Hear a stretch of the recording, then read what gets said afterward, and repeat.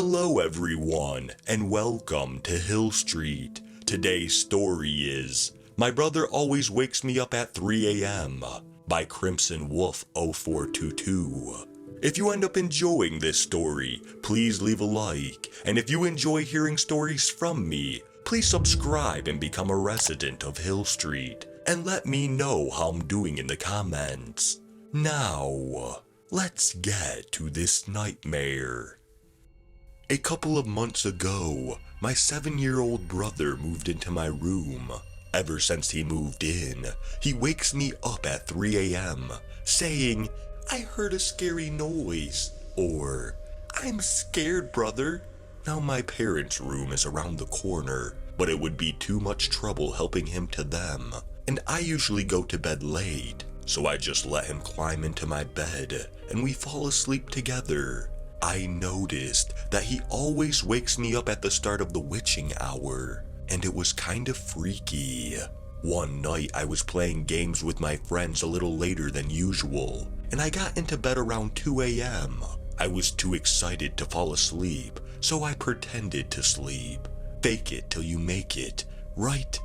But as time ticked closer to 3 a.m., the air started getting colder, and everything started going silent to the point where I could hear the grandfather clock, which is on the opposite side of the house. My window started to creak open, and the chilling wind that blew in left a sour taste in my mouth.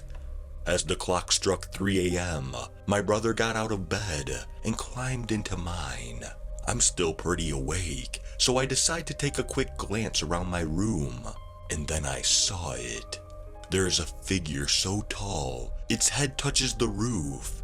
Its body is slender and darker than night itself, seeming like an inky stain on dark gray paper. It lifted its bony hand to showcase his inhumanly long pointed fingers that seemed to be half as long as the body.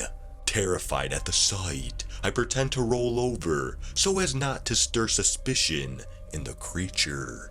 Time ticks slowly by.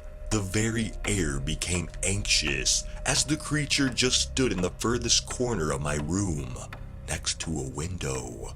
It stood statue-like and staring in my direction. Too afraid to close my eyes, I glared at it, expecting it to do something nightmarish, and then vanish into the approaching dawn. But it just stood there, occasionally scratching its chest. I roll over to face my clock, and with a shock, I notice that almost no time passed at all. Only 5 minutes had passed since the thing entered my room. Trembling in my bed, I refused to take my eyes off it. Then, it moved, slowly making its way to the foot of my bed. Its feet dragging over the carpet with every anxiously slow step in my small room. When it reached its destination, it leaned over, its head hovering over mine. Petrified in fear, I laid there, clutching my brother in my arms, fearing what the creature would do next. Then it spoke. "Look me in the eye," sounding like a snake as hissed with the wind. Still petrified, I kept my eyes shut as I heard the nauseating wet sound of flesh tearing open. Feeling as if an intense pressure was placed upon me, I struggled to gasp for air, still keeping my eyes shut, when it started to feel as if the creature was wrapping its tongue around my neck. Afraid to move a muscle, I laid there anxiously waiting what happens next. At some point, my cat entered the room, creating quite a ruckus, meowing and hissing at the creature. With a horrible shriek, the creature's tongue uncoiled from my neck as it skittered out of the window it came in, closing it the same way it opened it.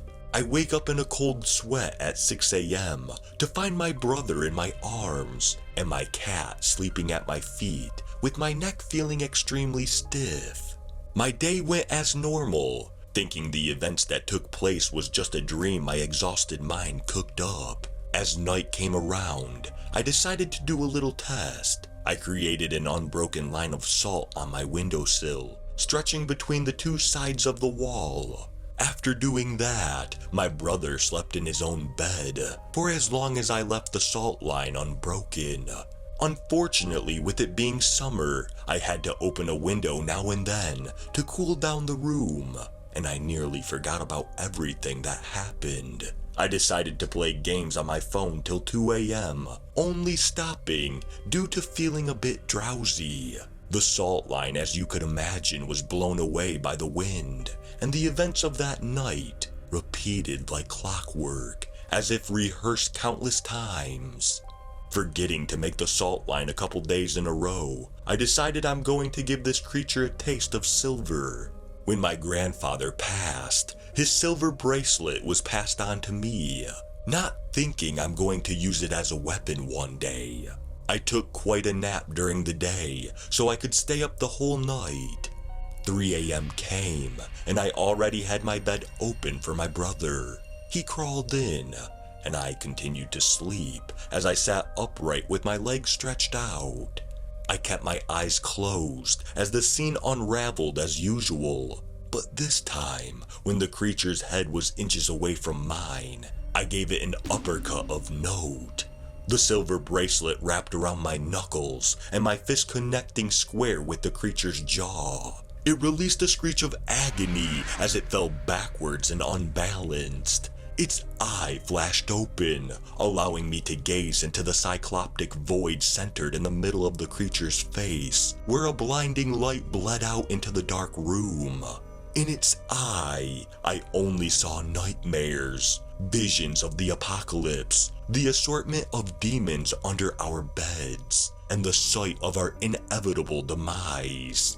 Entranced by these visions, I sat petrified, as if having gazed upon Medusa herself, tears swelling from my eyes as I do not blink and shiver in horror. If my cat had not chased the creature away, I fear that this story would not have been spread. Every night at 3 a.m., I fear for my life as the creature returns haunting me and whispering, "Why don't you look into my eye again?"